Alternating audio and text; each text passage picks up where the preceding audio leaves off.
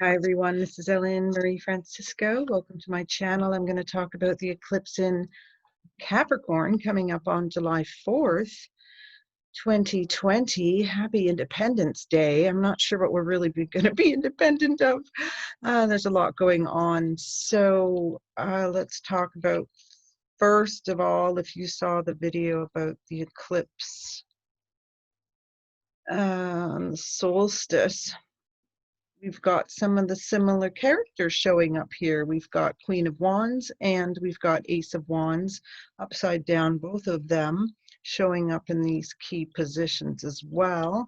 I thought it was interesting that we have the Page of Swords because we've had the King, the Queen, and the Knight in the previous eclipse. So I think these are familiar themes in as much as we're still waiting for things to speed up with some aggravation over things that aren't coming together. With the crossing card here,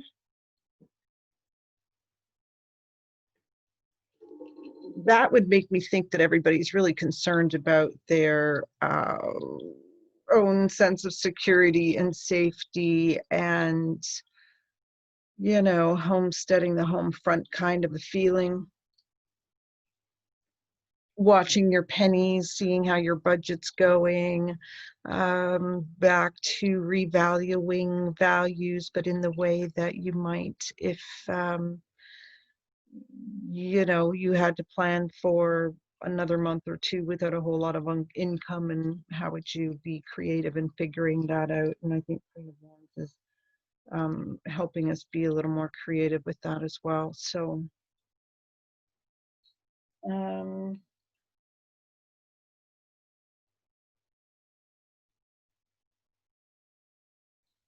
even with the Ace of Wands in its upside down position over there, I'm thinking that that's another thing about penny pinching and being careful. The economy, I think, is going to be a big ticket item in the next few months too, when a bunch of governments realize how much they overspent with resources to get this far with COVID. So, and you know what too, is this card has to do with health too, how you feel. Like your health is your wealth. So while you're out in the crops hoping that what you've planted is going to grow and be fruitious for your own financial gain, you're also hoping that you're in good health enough to enjoy it. And again, that self-care, self-nurture from the previous eclipse is still lingering in here, obviously just a couple weeks later, but it is our third eclipse in 6 weeks, so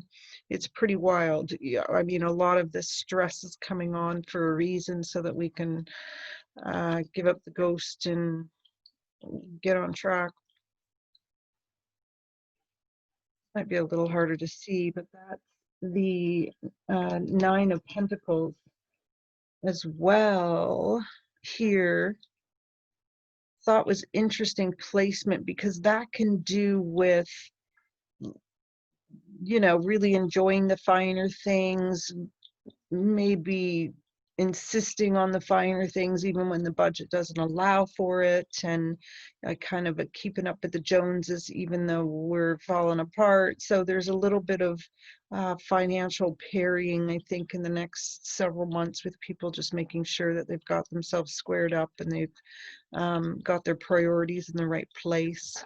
Obviously, natural priorities and simple pleasures are going to be easier to stick to.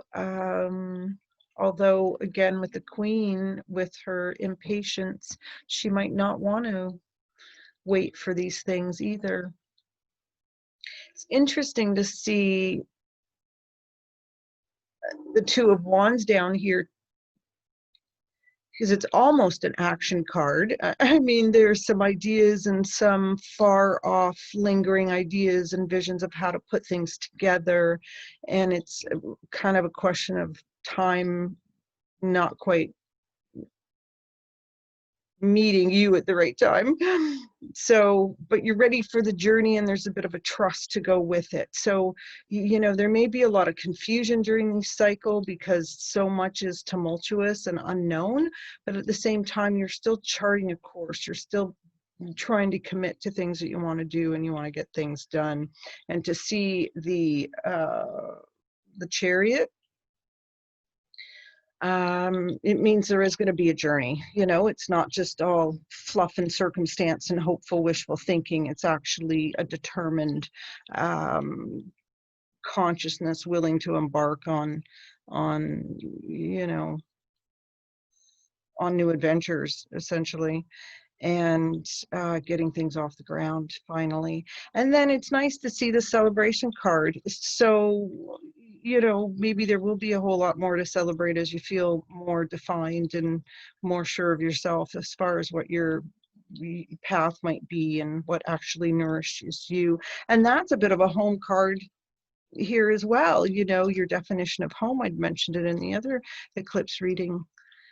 And then with 8 of Cups at the top there is an outcome. I mean, it doesn't look very favorable because even no matter how much ground you gain in this other part of the spread, you're still walking away from a lot at the end. So I do think that we're still going to be slimming down and slimming off and purging and simplifying a lot of things around us in a lot of ways, just to you know, be able to move effectively into our new versions of ourselves, or you know, more hopeful versions of ourselves.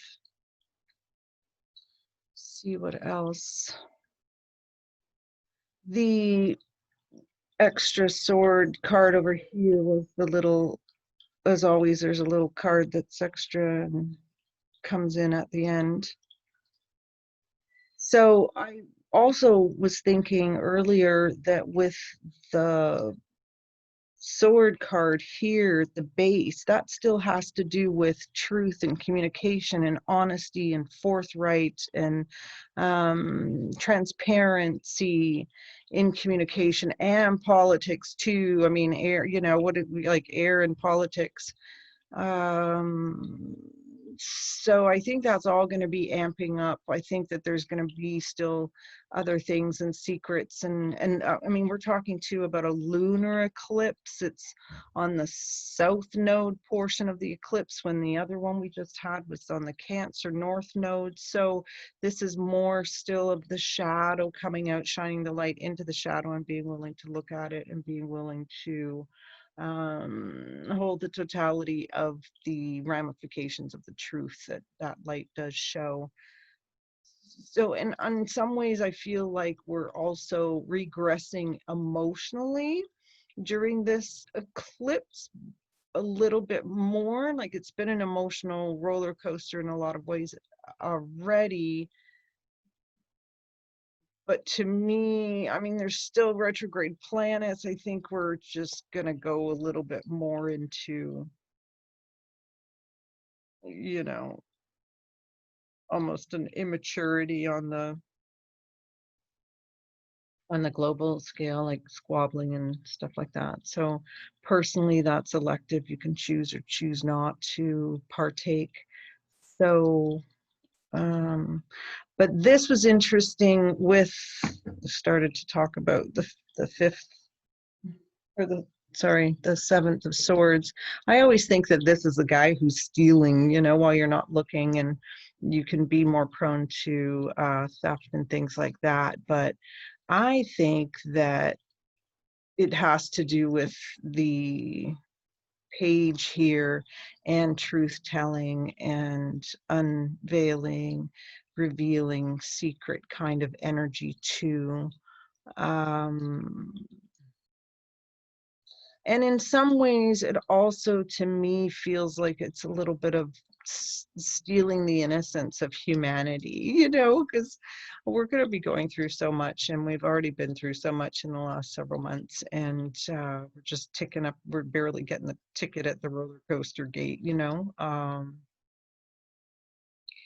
So there will be a lot of back and forth, and it is interesting because it does have the sense of like there being more constriction, but you know, it's you constrict enough long enough that when you finally get the freedom, it's such a catapult and it's so extreme and so excessive on the other realm that, you know, it's often dizzying to think, oh wow, I can't believe I did that much in so short a time once I got the chance to do it. You know, so you're gonna have to roll with some of that energy too.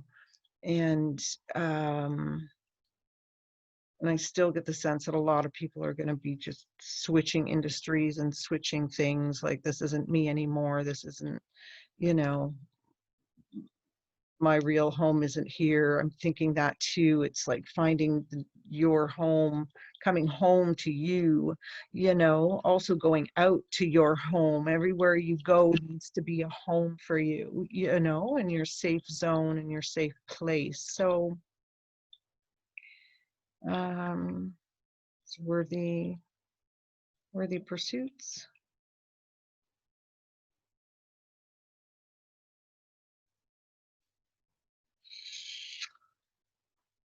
Yeah, so just as always, be willing to simplify and